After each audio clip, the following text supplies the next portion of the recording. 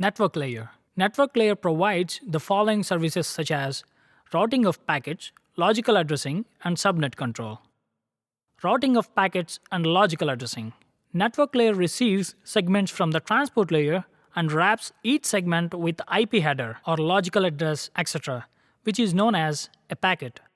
It decides routes with the help of connecting devices called routers or switches, possibly across multiple networks or links, so that packets ultimately reach the final destination. Subnet control. The network layer controls the operation of the subnet. If too many packets are present in the subnet at the same time, they will get in one another's way, forming bottlenecks. Congestion control is also a responsibility of the network layer. Here we have to note that the network layer gets each packet to the correct computer, but the transport layer gets the entire message to the correct process on that computer. Data link layer. Data link layer transforms the physical layer into a reliable link. In other words, it makes physical layer appear error-free to the network layer by masking the real errors so the network layer doesn't see them.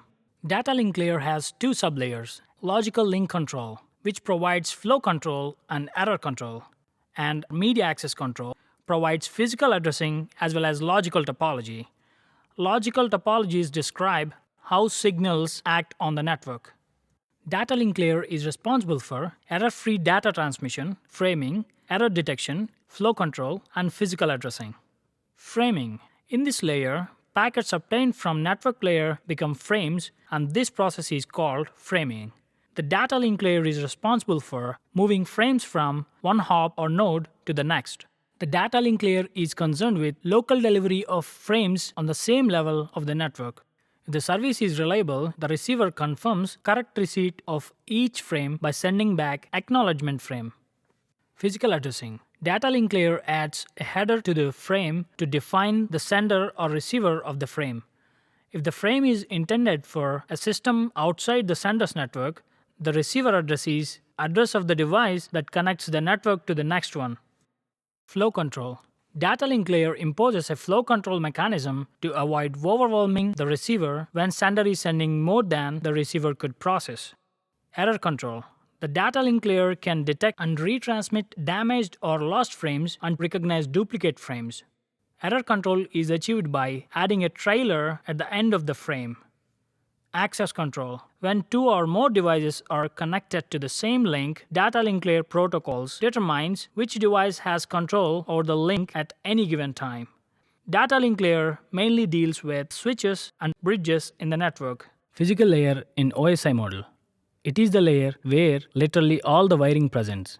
This includes patch cords, cabling, etc. And this layer defines the type of transmission medium and its interfacing characteristics with the connected devices. Physical layer deals with electrical and mechanical specifications, timing interface, and transmission medium. And it is responsible for transmitting raw bits over a physical communication channel. Most of the networking problems are physical layer problems. This layer receives frames from data link layer and converts the frames into bits. The physical layer is responsible for encoding, that is, encoding zeros and ones into electrical signals. Data rate, that is, duration of a bit or how long a bit lasts. Synchronization of bits, that is, sender and receiver not only must use the same bit rate, but also use synchronized clocks. Line configuration, that is, whether connection of devices to the transmission medium is point-to-point or multi-point. Physical topology, that is, how devices are connected to make a network, mesh, star, ring, etc. Transmission mode, it defines the direction of transmission between two devices, whether simplex, half duplex, or full duplex. Simplex mode is a one-way communication. Only one device can send, the other can only receive.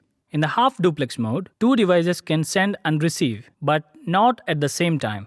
In full duplex or simply duplex, two devices can send and receive messages at the same time. Some of the devices used in this physical layer are network interface controller, repeater, Ethernet hub, etc.